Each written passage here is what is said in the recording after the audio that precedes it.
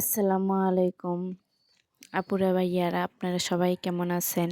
আমি ভালো আছি। আজকে চলে আসলাম নতুন আরেকটি ভিডিও নিয়ে। আজকে চিতই পিঠা ভিজানো, রসে ভিজানো পিঠা ভিডিও নিয়ে আসলাম। শীত চলে গেছে, কিন্তু পিঠার ভিডিও হপায় ছাড়তেছি, সময় পাইনি ছাড়ার।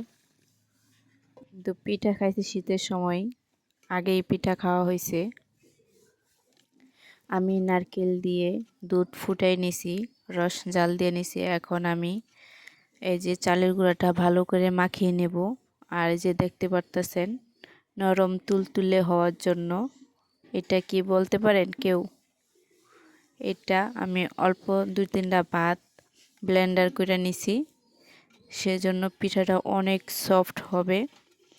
আর গোলাটা যত ভালোভাবে আপনি মাখাবেন, অল্প অল্প পানি দিয়ে মাখাবেন, একসাথে সব পানি দিবেন না, অল্প অল্প পানি দিবেন, ভালো করে মাখাবেন। যত ভালো মাখাবেন ততই পিঠাটা অনেক সফট হবে, নরম তুলতুলে হবে। এই যে দেখেন আমার গুলাটা, প্রথম খোলার পিঠা হয়তো একটু খারাপ হতে পারে, তাই টেনশন করবেন না, আস্তে আস্তে ভালো হয়ে যাবে। যে আমার গোলাটা কমপ্লিট হয়ে গেছে।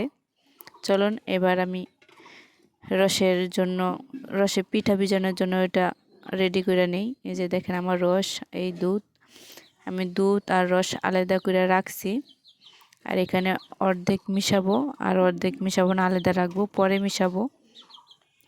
আপনার দুধ আর রস একসাথে কখনোই জাল দিবেন না, তাহলে দুধ ফাইটা যাওয়ার সম্ভাবনা থাকে।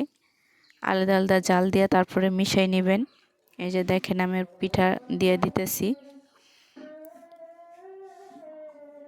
আজকে পিঠা আমি লোহার সাজে বানাইতেছি। আপনারা চাইলে এই সাজ না থাকলে চিতই পিঠা বানায়ও ভিজাইতে পারেন, যার যেটা ভালো লাগে।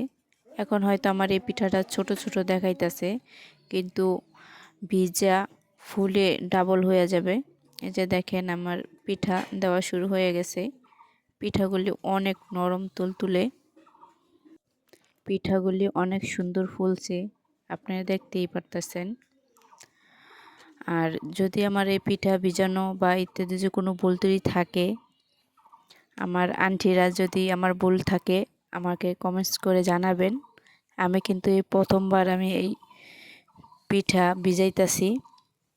সবসময় আমার শাশুড়ি আম্মা থাকে, কিন্তু এবার সে নাই, এবার আমি একাই করতেছি। কেমন হয়েছে কমেন্টসে জানাবেন, ভালো লাগলে সাবস্ক্রাইব করবেন, পাশে থাকবেন। এবারে প্রথমবার একা একা আমি পিঠা বানিয়ে সাকসেস, নষ্ট হয় নাই, পিঠাগুলো অনেক সুন্দর হয়েছে। আমি পিঠা বানাইয়া আমি আমাদের বাপের বাড়ি নিয়ে গেছিলাম, কুমিল্লা। আমার মা অসুস্থ, পিঠা খাইতে চাইছিল, রসের পিঠা খাইতে চাইছিল, তাই নিয়ে গেছি। মাকে কে কে ভালোবাসেন কমেন্টসে জানিয়ে যাবেন। আমার এই পিঠাটা ফুলতে বেশি সময় লাগে নাই, 8 ঘন্টায় পুরো ফুলে গেছে পিঠাগুলি, এক করে রেডি হয়ে গেছে। এই যে আমি গরম গরম আমার বাটিতে বাইরে নিছি। পিঠাগুলি ফুলে কত বড় বড় হয়েছে। আমি রাত্রে গরম গরম বাইরে নিছি বাটিতে, তারপরে সকালে আমি কুমিল্লা গেছি নিয়া।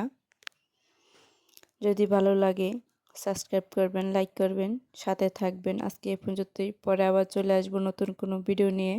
আল্লাহ হাফেজ।